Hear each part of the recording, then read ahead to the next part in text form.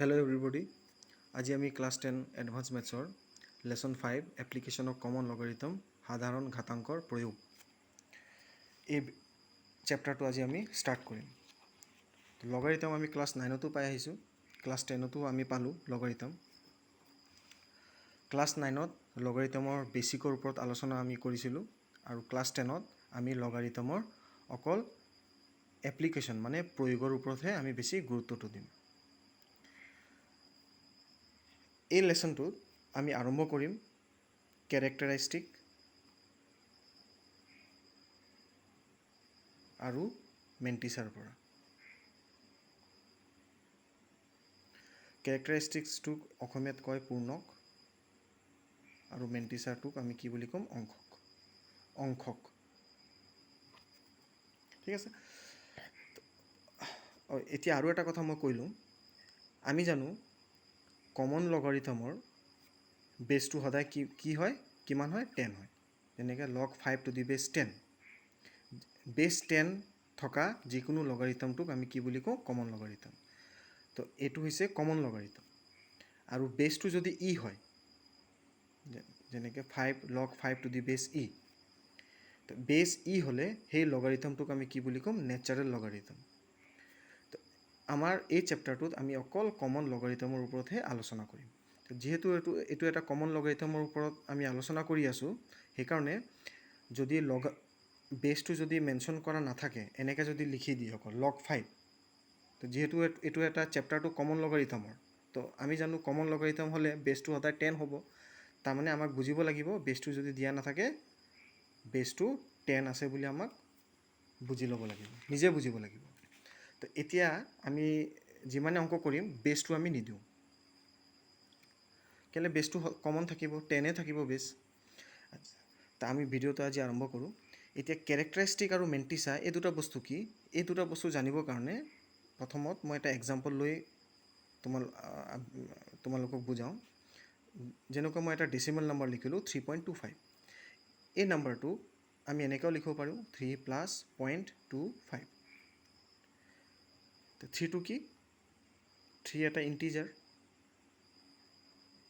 আৰু 0.25ক যদি মই ফ্ৰেকশ্যনত যদি এক্সপ্ৰেছ কৰোঁ কি হ'ব? 1/4, হয়নে নহয়? তাৰমানে এই পাৰ্টটোক, ছেকেণ্ড পাৰ্টটোক আমি ইজিলি ফ্ৰেকশ্যনত কনভাৰ্ট কৰি ল'ব পাৰোঁ। সেইকাৰণে এই পাৰ্টটো হ'ব এটা ফ্ৰেকশ্যনেল পাৰ্ট।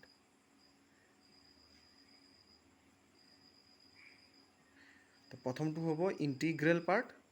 ইণ্টিজাৰটোৰ পৰা আহিলে ইণ্টিগ্ৰেল, মই ইণ্টিগ্ৰেল পাৰ্ট বুলি লিখোঁ। সেইটো হৈছে, যিহেতু 3 এটা ইণ্টিজাৰ, সেইকাৰণে এইটো এটা ইণ্টিগ্ৰেল পাৰ্ট। তো যিকোনো ডেচিমেল নাম্বাৰৰ দুটা পাৰ্ট থাকে, এটা ইণ্টিগ্ৰেল পাৰ্ট আৰু আনটো হৈছে ফ্ৰেকশ্যনেল পাৰ্ট। ঠিক এতিয়া কোনো এটা নাম্বাৰ ধৰি লৈছোঁ এক্সৰ যদি মই লগাৰিথমৰ ভেলুটো যদি ওলাওঁ, এইটো ডেফিনেটলি কোনো এটা ডেচিমেল সংখ্যাই হ'ব। ইয়াৰ ভেলুটো এটা ডেচিমেল নাম্বাৰে পাম।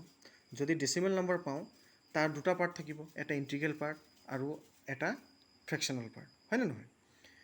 তো ইয়াৰো দুটা পাৰ্ট থাকিব, ইণ্টিগ্ৰেল পাৰ্ট আৰু আনটো থাকিব ফ্ৰেকশ্যনেল পাৰ্ট। ইণ্টিগ্ৰেল পাৰ্টটো আমি কওঁ কেৰেক্টাৰিষ্টিক। অসমীয়াত কি কয়? পূৰ্ণক। আৰু ফ্ৰেকশ্যনেল পাৰ্টক আমি কওঁ মেণ্টিছা, MENTISSA। অসমীয়াত কয় অংশক। তো আমি বুজিলোঁ যিকোনো সংখ্যাৰ লগাৰিথমৰ দুটা পাৰ্ট থাকে, এটা পাৰ্ট হৈছে কেৰেক্টাৰিষ্টিক আৰু আনটো হৈছে মেণ্টিছা। আৰু এই দুটা পাৰ্ট প্লাছ কৰি দিলে, যোগ কৰি দিলে আমি সেই নাম্বাৰৰ লগাৰিথম পাওঁ। তাৰমানে কোনো নাম্বাৰৰ যেতিয়া লগাৰিথম আমাক উলিয়াবলৈ ক'ব, আমাক দুটা বস্তু উলিয়াব লাগিব, কেৰেক্টাৰিষ্টিক আৰু মেণ্টিছা। আৰু এই দুটা প্লাছ কৰি দিলে আমি সেই নাম্বাৰৰ লগাৰিথমটো পাই যাম। তো প্ৰথমত আমি নাম্বাৰৰ লগাৰিথমৰ কেৰেক্টাৰিষ্টিক্সটো কেনেকৈ ওলায় সেইটো চাম। তাৰপিছত আমি চাম মেণ্টিছাটো কেনেকৈ উলিয়ায়। কেৰেক্টাৰিষ্টিক্সটো উলিয়াবৰ কাৰণে নাম্বাৰটো অবজাৰ্ভ কৰিলেই হ'ল। অবজাৰ্ভ কৰি আমি কেৰেক্টাৰিষ্টিক ভেলুটো উলিয়াব পাৰিম। আৰু মেণ্টিছাটো উলিয়াবৰ কাৰণে আমাক লগ টেবুলৰ হেল্প ল'ব লাগিব। তো প্ৰথমত কেৰেক্টাৰিষ্টিকটো কেনেকৈ ওলায় সেইটো চাওঁ। তো মই এটা নম্বৰ ল'লোঁ, যিকোনো এটা নম্বৰ যিকোনো নম্বৰ এক্সৰ লগটো ল'লোঁ। ইয়াত ধৰি লৈছোঁ কি এক্স গ্ৰেটাৰ দেন 1, তাৰমানে যিবোৰ সংখ্যা 1তকৈ ডাঙৰ সেই সংখ্যাখিনিৰ লগাৰিথমৰ কেৰেক্টাৰিষ্টিকটো কেনেকৈ ওলায় সেইটো আমি চাম প্ৰথমত। তো মই 4টা এক্সাম্পল লৈছোঁ, log 3.729, log 37.29, log 372.9 and log 3729। এই আটাইকেইটা নম্বৰ চাবা তাহাঁতৰ ভেলু 1তকৈ বেছি, এই আটাইকেইটা নম্বৰ 1তকৈ ডাঙৰ। তো নাম্বাৰটো যদি 1তকৈ ডাঙৰ হয় তাৰ কেৰেক্টাৰিষ্টিকটো কেনেকৈ ওলায়, তাৰ কাৰণে আমাক চাব লাগিব কি ডেচিমেলৰ লেফ্ট ছাইডত কেইটা ডিজিট আছে। তো প্ৰথম এক্সাম্পলৰ ডেচিমেলৰ লেফ্ট ছাইডত এটা ডিজিট আছে, এটা ডিজিট।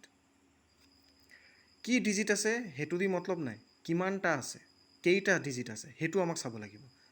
ডিজিট আছে 3, কিন্তু কেইটা, মই যদি কিমান সংখ্যক ডিজিট আছে বুলি সোধোঁ তেতিয়া আমাক কি ক'ব লাগিব, 1 ক'ব লাগিব, এটা ডিজিট আছে।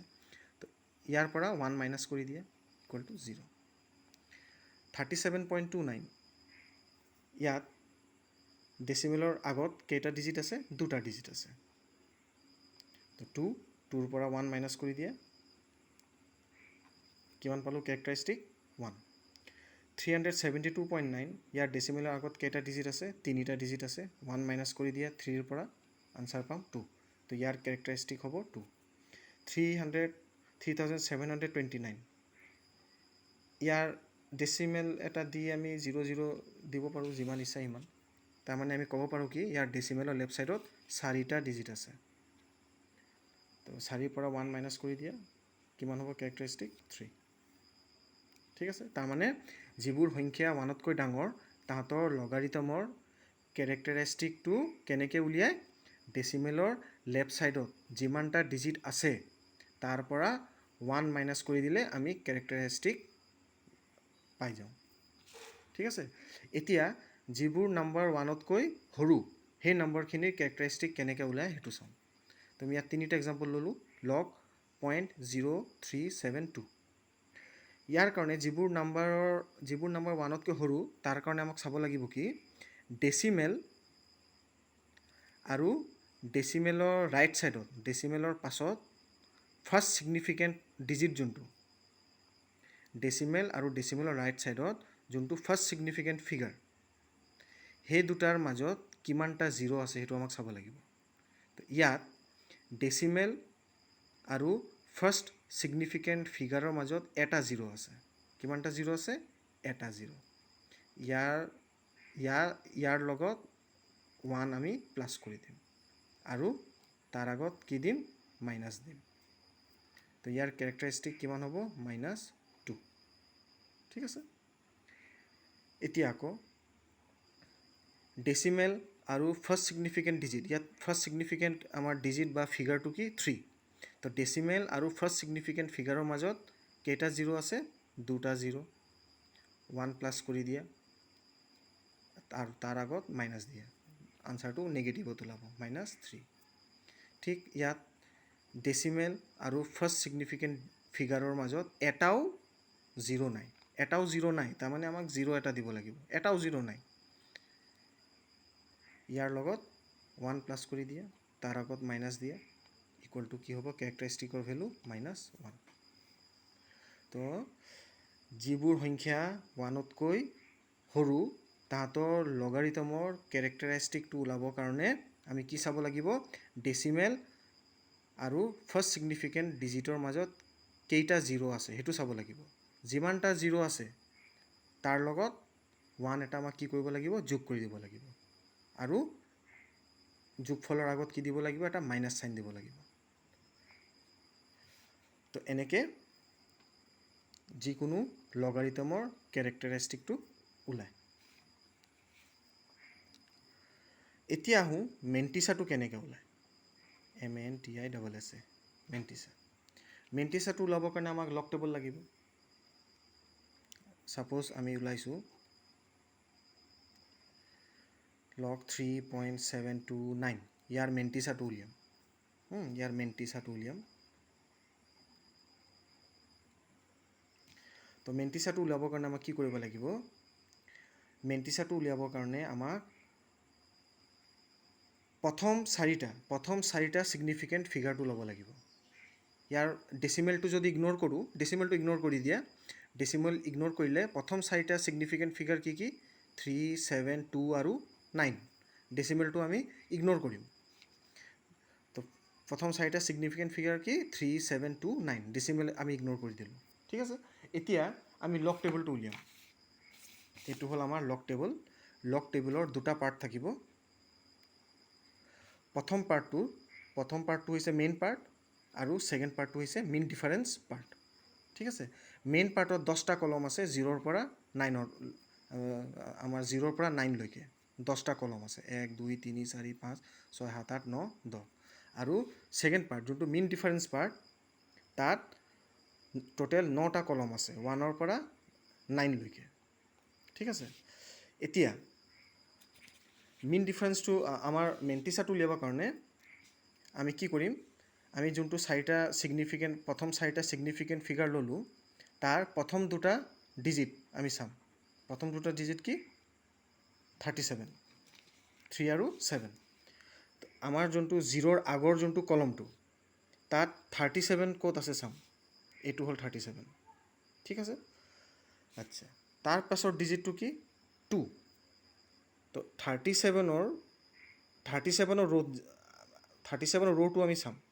37 ৰ'ত আমাৰ 2 কলমটোৰ আমি 2 কলমলৈকে যাম। 37 ৰ'ৰ 2 কলমলৈকে যাম। এইটো হ'ল 0ৰ কলম, এইটো হ'ল 1ৰ কলম, এইটো হ'ল 2ৰ কলম। 2 কলমলৈকে যাম। 2 কলমলৈকে গ'লে আমি কোনটো নাম্বাৰ পালোঁ, 5705। 5705টো আমি নোট কৰি ল'লোঁ। এতিয়া আমাৰ লাষ্টৰ ডিজিটটো কি 9। একেটা ৰ'ত আমি এইটো যোনটো আমাৰ লাষ্টৰ ডিজিট, সেইটো তাৰ কাৰণে আমাক মিন ডিফাৰেঞ্চ কলমটো চাব লাগিব। বুজি পালা? লাষ্টৰ ডিজিটৰ কাৰণে আমাক মিন ডিফাৰেঞ্চ কলমটো চাব লাগিব। ইয়াত লাষ্টৰ ডিজিট আছে 9, তো সেইকাৰণে একেটা ৰ'ত মানে আমি 37 ৰ'য়ে বিচাৰি আছোঁ। একেটা ৰ'ত আমি মিন ডিফাৰেঞ্চ পাৰ্টলৈকে যাম। মিন ডিফাৰেঞ্চ পাৰ্টত 9 কলমত কি আছে, 9ৰ কলমত আছে, এইটো 9ৰ কলম, এইটো 9ৰ কলম, হয়নে নহয়? তো 37 ৰ'ত আমাৰ মিন ডিফাৰেঞ্চ পাৰ্টত 9ৰ কলমত আছে 10। তো 10 প্লাছ কৰি দিম। আগত যোনটো ভেলু পাইছিলোঁ তাৰ লগত আমি 10 যোগ কৰি দিম। যোগ কৰি দিলে আমি কি পাম, নাম্বাৰটো 5715। আৰু ইয়াৰ আগত আমি এটা ডেচিমেল বহাই দিম। আমি মেণ্টিছাটো কি পালোঁ, 0.5715। তো ইয়াৰ মেণ্টিছা ইকুৱেল টু কিমান হ'ব, 0.5715। কথা বুজি পালা? এতিয়া লগ 3.729, ইয়াৰ যদি ভেলু ওলাবলৈ কয়, ভেলুটো আমি কেনেকৈ ওলাম? ইয়াৰ লগ ভেলুটো আমি জানো কি ইয়াৰ দুটা পাৰ্ট থাকিব। যিকোনো নাম্বাৰৰ লগাৰিথমৰ দুটা পাৰ্ট থাকে, এটা কেৰেক্টাৰিষ্টিক, আনটো পাৰ্ট হ'ল মেণ্টিছা, হয়নে নহয়? কেৰেক্টাৰিষ্টিক্সটো কি মই বুজাইছিলোঁ ন, কেৰেক্টাৰিষ্টিক কেনেকৈ ওলায়। এই সংখ্যাটো 1তকৈ ডাঙৰ, সেইকাৰণে ইয়াৰ কেৰেক্টাৰিষ্টিকটো ওলাবৰ কাৰণে ইয়াৰ ডেচিমেল পইণ্টৰ লেফ্ট ছাইডত কেইটা ডিজিট আছে সেইটো চাব লাগিব। ইয়াৰ ডেচিমেলৰ লেফ্ট ছাইডত এটা ডিজিট আছে, হয়নে নহয়? এটা ডিজিট আছে। তো ইয়াৰ পৰা 1 আমি কি কৰিম, মাইনাছ কৰি দিম, ইকুৱেল টু কি পাম, 0। তো ইয়াৰ কেৰেক্টাৰিষ্টিকটো কি 0 প্লাছ। আৰু মেণ্টিছাটো আমি ওলালোঁ 0.5715। তো মেণ্টিছাটো 0.5715। এই দুটা যোগ কৰিলে আমি কি পাম, 0.5715। এইটো হ'ল লগ 3.729ৰ আনচাৰ, 0.5715। আৰু এটা এক্সাম্পল লওঁ, লগ 37.29 হ'ল। ইয়াৰ ভেলুটো ওলাম। ইয়াৰ ভেলুটো এইটো ইকুৱেল টু কি হ'ব, কেৰেক্টাৰিষ্টিক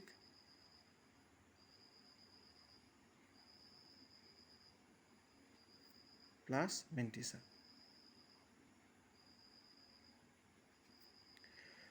কেৰেক্টাৰিষ্টিক কিমান হ'ব ডেচিমেলৰ লেফ্ট ছাইডত দুটা ডিজিট আছে দুটা ডিজিট -1 এইটো কেৰেক্টাৰিষ্টিক প্লাছ তো মেণ্টিছাৰ কাৰণে আমি কি কৰিব লাগিব লগ টেবুল চাব লাগিব হয়নে নহয় লগ টেবুল ইয়াৰ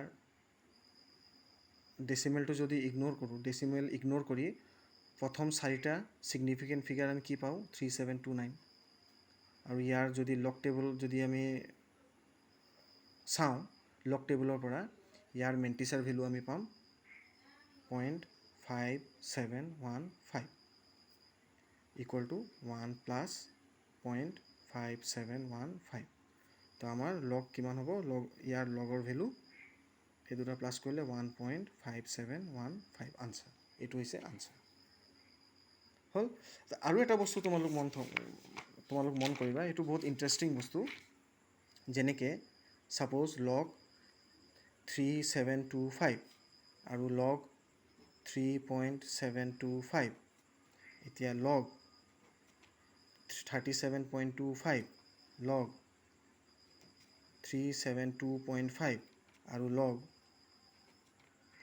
0.3725 আৰু লগ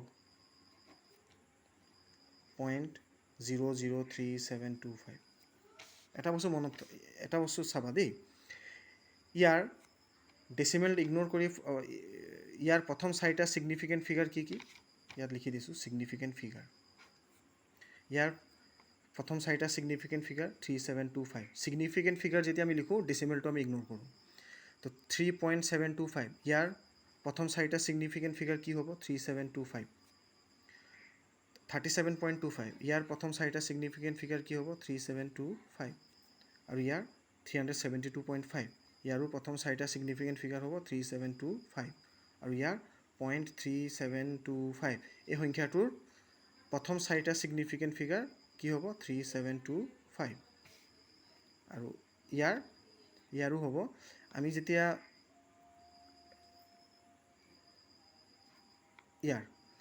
ইয়াৰো প্ৰথম চাৰিটা ছিগনিফিকেণ্ট ফিগাৰ কি হ'ব যেতিয়া আমি ছিগনিফিকেণ্ট ফিগাৰ উলিয়াম তাৰ কাৰণে কি হ'ব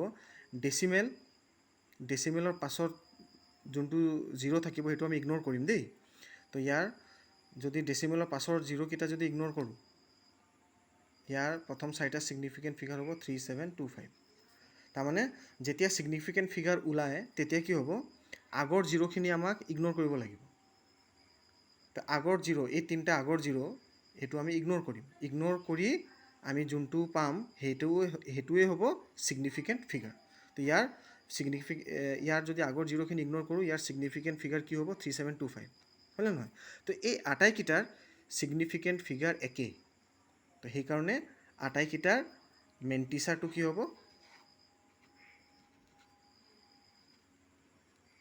মেণ্টিছাৰ আৰ কি হ'ব ছেম হ'ব বুজি পালা যদি ছিগনিফিকেণ্ট ফিগাৰকেইটা একে হয় তেন্তে মেণ্টিছাৰ ভেলুও কি হ'ব একে হ'ব আটাইকেইটাৰ মেণ্টিছাৰ ভেলু কি হ'ব একে হ'ব কিন্তু তাহাঁতৰ কেৰেক্টাৰিষ্টিকটো বেলেগ বেলেগ হ'ব কথাটো বুজি পালা তো এইটোৱে আছিলে আমাৰ কেৰেক্টাৰিষ্টিক আৰু মেণ্টিছাৰ নেক্সট ভিডিঅ'ত আমি ডাইৰেক্ট এক্সাৰচাইজটো আৰম্ভ কৰিম আজিৰ কাৰণে ইমানে থেংক ইউ